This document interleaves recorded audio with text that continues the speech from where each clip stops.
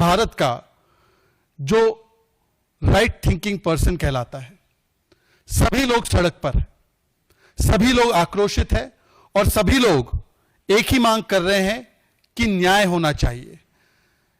Everyone in this country is outraged even today with what has happened at RG Medical Care Hospital, the brutal gang rape and the murder of the trainee doctor. And everyone from Kashmir to Kanyakumari is demanding only one thing, न्याय, justice. पर न्याय देने के बदले, justice देने के बदले तृणमूल कांग्रेस की सरकार का एजेंडा बन चुका है कि न्याय मत दिलाओ, बेटी को मत बचाओ, केवल और केवल बलात्कारी बचाओ।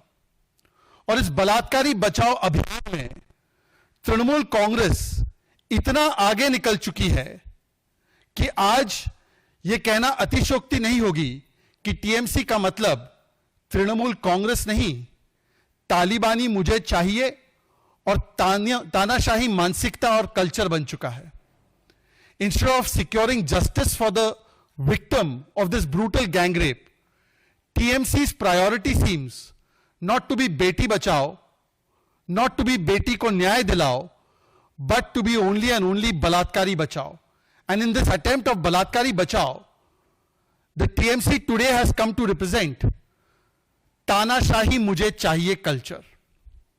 And therefore, instead of cracking down on the vandals who attacked the RG Kar Medical College on the intervening night of 14th and 15th, instead of taking action on the gang rapists of this young trainee doctor, what we find is that there has been a crackdown that has been launched by the Trinamool Congress government and police against those who are crusading for justice, against ordinary citizens of this country, on sections of the media and on doctors. Trinamool Congress की जो सरकार है वो न्याय दिलाने के बदले और जो कार्रवाई है उन हत्यारों पर, उन बलात्कारियों पर करने के बदले आरजी कर मेडिकल कॉलेज में जो सुनियोजित ढंग से तोड़फोड़ करने के लिए घुस गए थे उन पर करने के बदले वो जो लोग न्याय की गुहार लगा रहे हैं, जो आम नागरिक है, जो डॉक्टर्स है, जो इस अभियान में जुड़े हुए हैं और जो मीडिया कर्मचारी है, उन पर कार्रवाई करने पर आमादा हो चुकी है। और इस प्रकार की कार्रवाई हो रही है कि ममता बनर्जी की कार्रवाई को देखकर जो दुनिया के सबसे बड़े तानाशाह है, Indira Gandhi, Hitler, Stalin, Kim Jong Un, वो भी कहेंगे वाह ममता वाह, क्या तानाशाही का परिचय दिया है आपने। Even the most gravest of dictators in this world will look at Mamata Banerjee's actions and say that she has gone a step ahead of us. She has gone a step ahead of Kim Jong-un.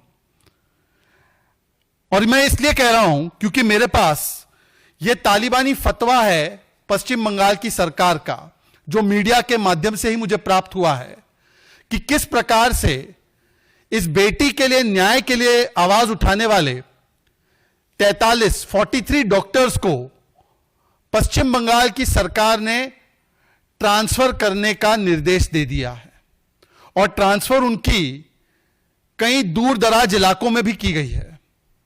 This is the Talibani order of the West Bengal government that those doctors who have been raising their voice for the nyay for this beti have been issued transfer orders including two areas which are very remote, as if to punish them, to penalize them.